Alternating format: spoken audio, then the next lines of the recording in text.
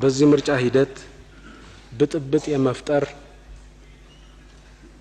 አዝማሚያውን አይቶ በ11ኛው ሰዓት ላይ ሸርተት ለማለት ወይም አዝማሚያውን አይቶ እስከ መጨረሻው ድረስ ለመግፋት የመመኘት ነገር ያለ ይመስለኛል። ይህ የኔ ግምት ትክክል ከሆነ በእንደዛ አይነት አመለካከት እየተራመዳችሁ ያላችሁ ሰዎች እጅግ በጣም ከፍተኛ ስህተት እየፈጸማችሁ።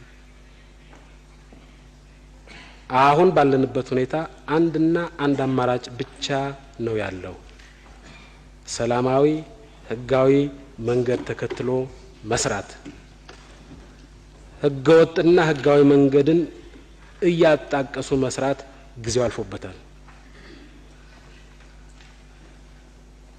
እሳት ለኩሶ መጨረሻ ሰዓት ላይ ሸርተት ማለት አያዋጣም። እሳት ለኩሶ በስተጀርባ በህፃናት ደም ለመጫወት እድል አይኖርም። ስለዚህ በዚህ አስተሳሰብ የምትመሩ ዜጎች ወንድሞቻችን ካላችሁ እንደገና ልምከራችሁ። የባሰ ጥፋት ያስከትላል። በተለይም በላያችሁ ላይ የባሰ ችግር ይፈጥራል። ህግና ስርዓት ተከትሎ ሰላማዊ መንገድ ተከትሎ መሄድ ነው የሚሻለው። ብንለያይም ባንለያይም በሰላማዊ መንገድ እናርገው። ብንለያይም ባንለያይም በሰለጠነ መንገድ እናርገው። በተጨባጭ ማስረጃ ላይ በተመሰረተ መንገድ እናርገው።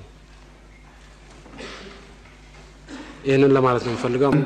አዲስ ህገ መንግስታዊ ስርዓት እየገነባን አይደለም። ገዢው ፓርቲም ታድሶና የህዝብ ተቀባይነቱን ጨምሮ ገና ጀንበሩ እየወጣ ያለ አዲስ ጉልበትና አቅም ያለው በቀጣዩ ምርጫ እጅግ ሰፊ የማሸነፍ እድል ያለው ፓርቲ እንጂ ተሰናባችና ጀንበሩ ያዘቀዘቀ ስብስብ አይደለም። ስለዚህ የሽግግር መንግስት የሚለው ሐሳብ ከህግ አንጻር ብቻ ሳይሆን ካለንበት ነባራዊ ሁኔታ በንድፈ ሐሳብም ሆነ ከሽግግር ተሞክሮ አንጻር ለኢትዮጵያ የሚሆንና የሚበጅ አይደለም። በተለይም የኮቪድ-19 ስጋት ባለበት እና የቀጠናችን ሁኔታ ለሀገር ሉዓላዊነት ስጋት በደቀነበት ወቅት የሽግግር መንግስት እንመሰረታለን ብሎ መቋጫ የሌለው ውይይት ይባል ድርድር መጀመር ኃላፊነት የጎደለው ተግባር ነው። ህገወጥ ብቻ ሳይሆን አደገኛም ነው። መገንባት የምንፈልገው ህገ መንግስታዊ ዴሞክራሲ ነው። ይህም ማለት ህገ መንግስታዊነት የሰፈነበት የህገ መንግስት የበላይነት የሚከበርበት ስርዓት ነው። ህገ መንግስቱ ከደነገገው ስርዓት ውጪ ያለ ምርጫም ህገ መንግስታዊ ዕውቅና በሌለው ህገወጥ ምርጫ ስልጣን ለመያዝ የሚደረግ እንቅስቃሴ ፍጹም ተቀባይነት የለውም። እንዲህ ያለው እንቅስቃሴ የኢፌዴሪን ህገ መንግስት ብቻ ሳይሆን ሌሎች የሀገራችንን ህጎችና ዓለም አቀፍ ህጎችን የሚጥስ ነው። በዚህ ረገድ ይህ ህገ መንግስታዊ በሆነ መንገድ ስልጣን መያዝን አጥብቆ የሚያወግዘውና የሚከለክለው እንዲሁም በግለሰብ ደረጃም ሆነ በአገር ላይ ቅጣት የሚደነግገው የአፍሪካ የዲሞክራሲ የምርጫና የአስተዳደር ቻርተር ወይም አፍሪካን ቻርተር ኦን ዲሞክራሲ ኤሌክሽን ኤንድ ጋቨርናንስ ተጠቃሽ ነው። የፌዴራል ህገ መንግስት በአንቀጽ 50 የፌዴራል መንግስት ስልጣንና ተግባር ሲዘረዝር ቁጥር 1 አድርጎ ያስቀመጠው ህገ መንግስቱን የመጠበቅና የመከላከል ኃላፊነት ነው።